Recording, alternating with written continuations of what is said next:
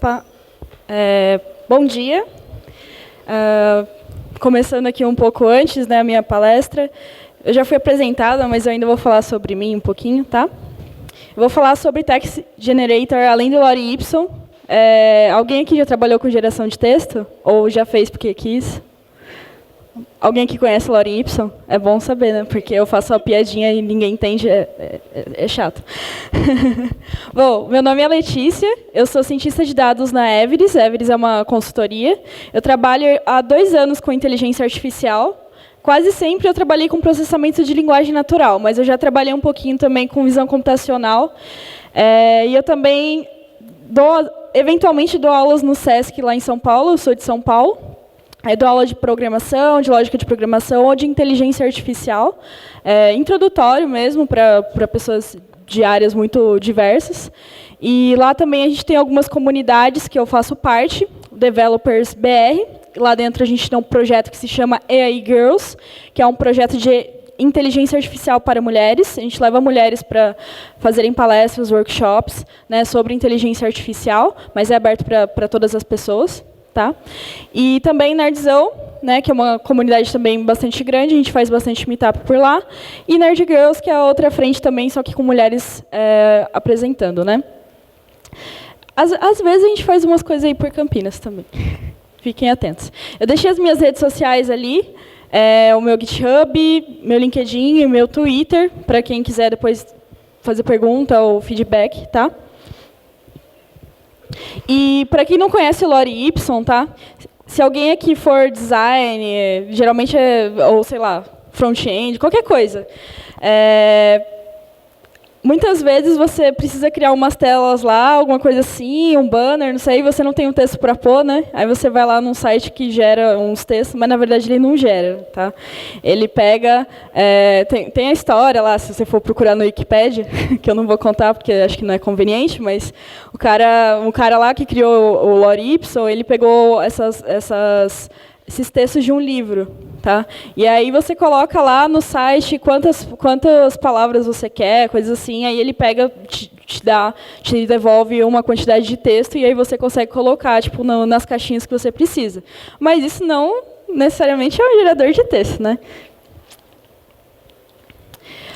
Para a gente entender sobre gerar texto, a gente tem que entender o NLP, né, que é o processamento de linguagem natural.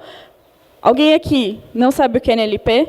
Ou melhor, eu perguntar quem sabe o que é NLP, porque geralmente quando vocês não sabem, vocês não falam que não sabem. NLP é a área, eu posso dizer que seria a área da inteligência artificial que a gente estuda a linguagem, tá? Então, tanto chatbots que têm inteligência artificial, muitos não têm, né? Mas eu já trabalhei em empresa que eles gostam de chamar de assistente virtual e não chatbot, né? Tanto assistentes virtuais mais inteligentes podem ter NLP, classificação de, sei lá, e-mail spam ou não, tradutores, enfim, tudo isso pode ter NLP. E se eu quero gerar texto, eu também vou precisar entender um pouquinho sobre isso. Tá? E o que dá para fazer com... O que eu posso gerar, né? Normalmente. O que a gente encontra, né? Eu posso criar um bot que ele vai responder para mim, tá? No chatbot lá, e ele não vai dar resposta automática, né? Que no WhatsApp, para quem tem aquele WhatsApp do... eu esqueci como é que chama, mas, enfim, empresarial, né? Você consegue colocar respostas automáticas, só que essas respostas automáticas não tem uma inteligência ali, né? Só, tipo, você coloca lá. Você coloca lá o que você quer e já era. Mas eu consigo, a partir de um determinado contexto, fazer com que a máquina responda alguma coisa mais inteligente, tá? Com que ela gere e responda alguma coisa mais inteligente. Eu consigo também replicar o estilo de um autor. Vou ter um outro slide ali que é uma coisa mais legal, mas de repente eu pego lá um monte de livro de alguém, de algum autor, e aí eu quero, sei lá, ver se eu consigo gerar um novo livro a partir do estilo que ele tem. Eu posso tentar fazer isso também. Posso tentar gerar trecho de artigo, posso tentar gerar letra de música, porque eu coloquei letra de música, porque eu já fiz isso. E eu vou falar um pouquinho sobre isso também. Logo quando a gente pesquisa, Eu acho esse exemplo muito bonitinho, é legal. Eu deixei o link ali da onde eu achei esse artigo. Tem um artigo falando sobre esse bot do Twitter, que ele pega, o cara lá faz um scrapping, então ele pega lá um monte, todas as temporadas dos Simpsons, né? Pega os dados lá, todas das conversas, interações, etc. E aí ele cria tweets com o estilo de cada personagem. Então é como se a Marge lá fosse lá no Twitter e fizesse um tweet, imagina ela fazendo um tweet. Se isso dá certo, eu não sei porque eu não testei, tá? Eu não vi direito, mas tem um artigo lá e eu deixei ali o nome. Isso é legal e também vai um pouco sobre o estilo, né? Porque muitas vezes a gente se prende um pouco pensando, mas será que o estilo do autor seria, sei lá, só para um livro, né? O cara criou um negócio super diferentão, né? Um bot de Twitter. E eu fiz um gerador de funk também. Isso é meio feio, mas é meio... enfim, eu fiz uma palestra esse ano, num outro evento, com o meu noivo, que ele é front-end. E aí, assim, só para a gente mostrar, eu acho muito importante, sabe, a gente ver que dá para criar tosqueira também com o IA e chamar a atenção das pessoas, né? Eu gerei o texto, tá? Então eu fiz lá eu peguei um algoritmo de rede neural recorrente com TensorFlow, que tem lá na documentação. Né, eu estudei um pouco ele, mas assim, tem na documentação e adaptei para o que eu precisava. E a gente fez lá o scrapping também, no letras.com. Pegamos lá um montão de funk. E aí eu gerava o texto, né, eu só gerei o texto da música, eu não gerei o nome, nem o nome da música, nem o autor. Isso aí a gente inventou mesmo. E aí o meu noivo fez esse front-end aí, aqui eu não trouxe, mas ele botou a mulher do Google cantando, aí tinha as batidinhas do funk. Assim, se alguém aqui já tentou fazer geração de texto, vai saber que às vezes a gente cria umas coisas que não faz muito sentido. Aí no caso do funk, beleza, né? Porque é música. Brincadeira. Não, mas é verdade. Não tem problema, tipo, aparecer umas coisas repetidas ou frases que não fazem sentido, né? Esse aí é um funk que ele gerou, mas a gente gerou vários outros. Esse aí aparece muito senta, né? Porque é uma palavra que tem muito no funk.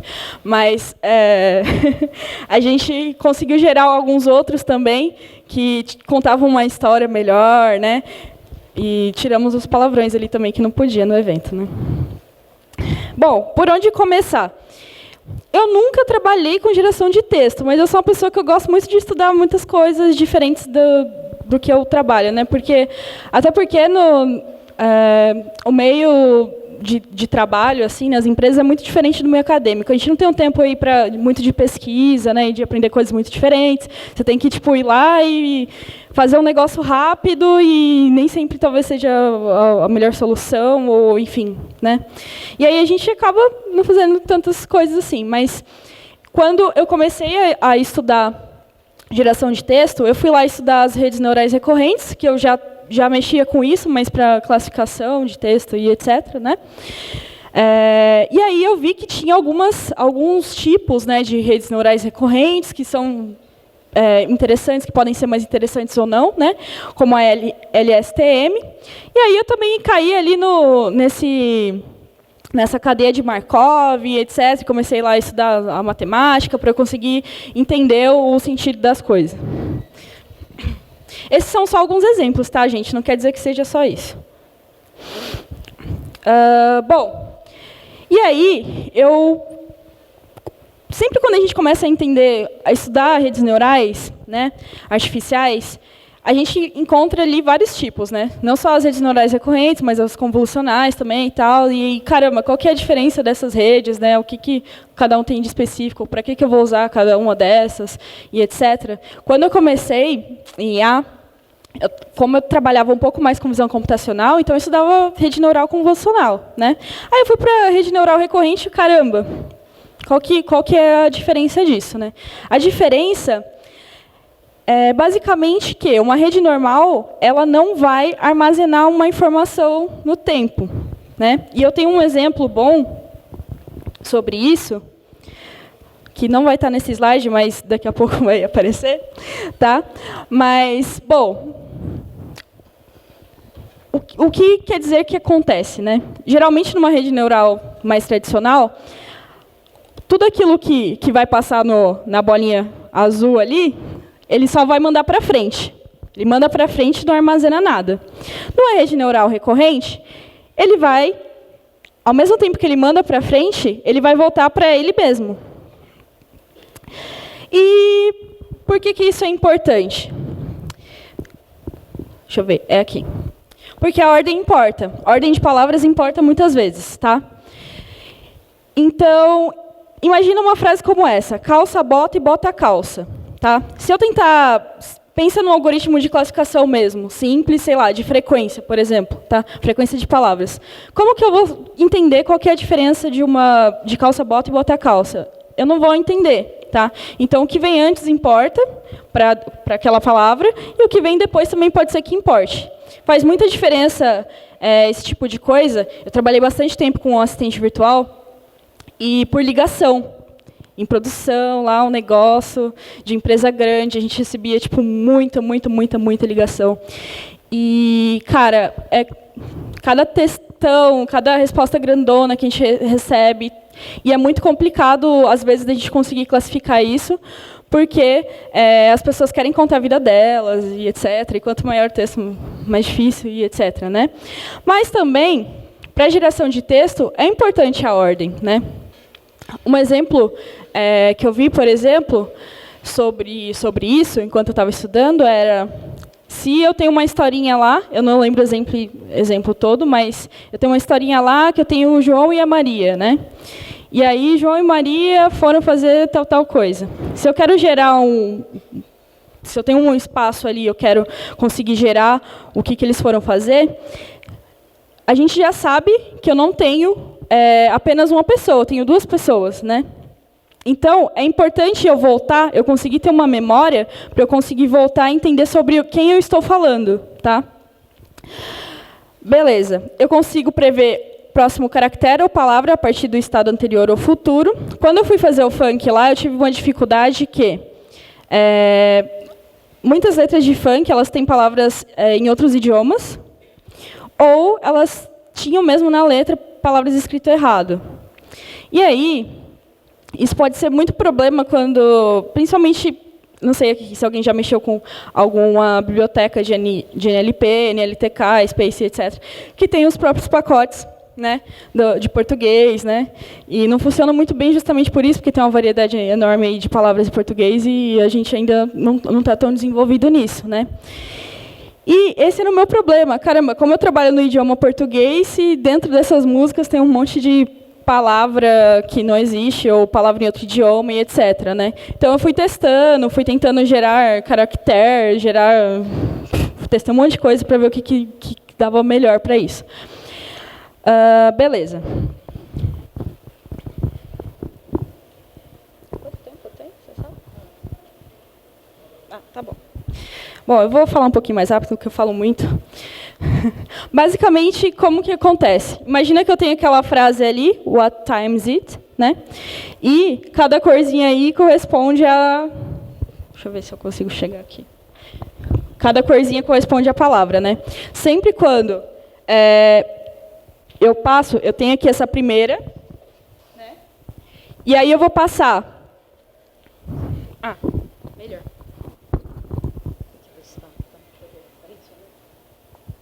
Vai esse aqui mesmo. Bom, eu acho que dá para entender, né?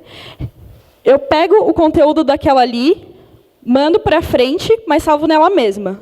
E eu vou fazendo a mesma coisa. Só que o que acontece, quando chega lá no final, eu estou lembrando só um pouquinho da primeira palavra, né? Isso pode ser problemático, ou não, vai depender do meu problema. O quanto será que eu preciso lembrar de antes, né? O quanto que vai ser importante para mim lembrar do que vem antes. E aí, um dos tipos aí que eu estudei, que eu fiz alguma coisa com ela, foi a LSTM, porque eu vi que seria interessante estudar ela, já que ela tem uma memória um pouquinho maior, né? E ela consegue considerar, ela consegue olhar ali para aquelas palavras e ver o que é mais importante e o que é menos importante para ela guardar, para ela preservar. Né? Quando a gente está fazendo pré-processamento de texto, A gente tem que fazer uma limpeza desse texto, a gente faz uma análise das palavras que são importantes e das que não são importantes, dependendo de qual problema eu quero resolver, pode ser que faça sentido, né, eu tirar as stop words, essas coisas, são palavras não importantes. Então, imagina lá, para quem nunca trabalhou com isso, nunca mexeu com isso. Imagina que eu tenho uma frase lá, com um montão de palavras, né, mas nem todas as palavras dão sentido para aquela frase. Então, às vezes, eu tenho um a, um de, um por.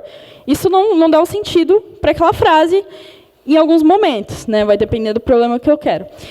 Pode ser que faça sentido eu retirar isso, né? Na RNN anterior, eu vou salvar todas essas informações, independente de elas serem importantes ou não, e vou passar para frente. E isso vai ferrar um pouco, né?